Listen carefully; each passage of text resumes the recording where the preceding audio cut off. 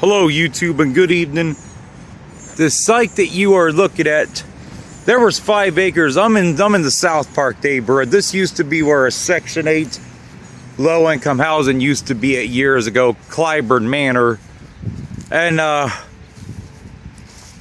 going to talk about what they plan to do with that in the next video, but there's 5 acres of this property down the street there on Alberta. I don't really need to walk down there and show it, but there was apparently a mistake made by a city of Dayton employee on the property deed, because there was a empty lot that a homeowner, bought down that way several years ago, and it apparently turned out that he was only supposed to get maybe half an acre or something like that, or 1 acre, for the empty lot was sold to him for $650,000, and because some person made a mistake about it, now there's a legal dispute, and the amount of money that they're claiming 5 acres of this property is worth, which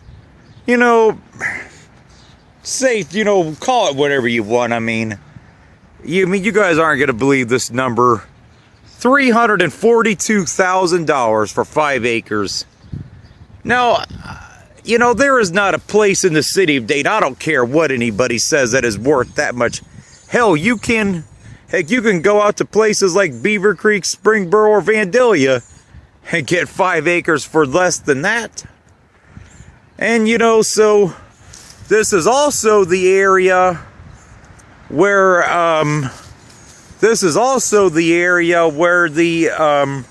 where that drug bust occurred at a while back, too. So why would land that's having drug bust, be so valuable, huh?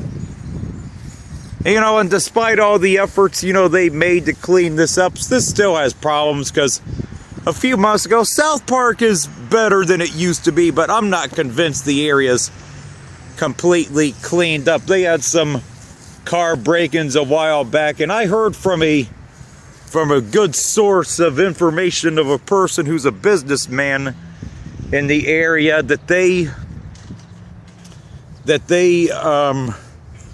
people who were doing the break-ins were South Park residents. They weren't people who were from neighboring neighborhoods, like on the other side of Wayne Avenue, which is a really bad neighborhood, the area that's the Twin Towers area. And this business person, who I will not name, told me it was coming from South Park residents, but you didn't hear anything on the news about that. But anyway, getting back to this dispute about this property, the city, I don't think, can really do very much about it, because the guy did not acquire the land, illegally.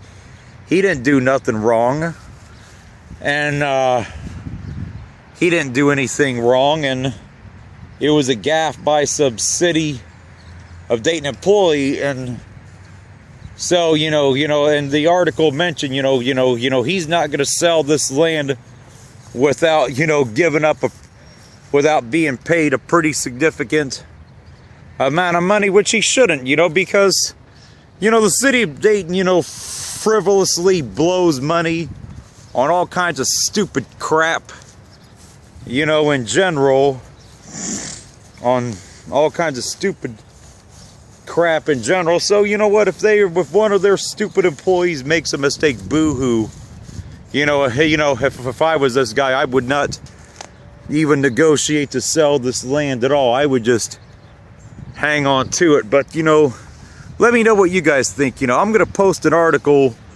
to this boondoggle, about this land that was, it was only supposed to be a little plot, and he ended up getting 5 acres by accident. And like I said, this land is not there's no way 5 acres of this land is worth, $340,000. I could see maybe 100,000 in prime city land, but you know, they'll try and tell you, oh, this is prime land, but I'm just not buying it. And the reason why they want you to think that it's prime land is because of that hospital over there through the trees. That is Miami Valley Hospital over there. And you know they have cleaned this neighborhood up some, but this area still has its problems. You know, one thing a lot of these cities are, build around your college, build around your hospital, build around your sports stadium. It seems like all the major cities in this part of the country are trying that strategy, while some, I think, like Cincinnati, are more successful than others, are more successful than Dayton, Toledo, and Detroit have been in their endeavors.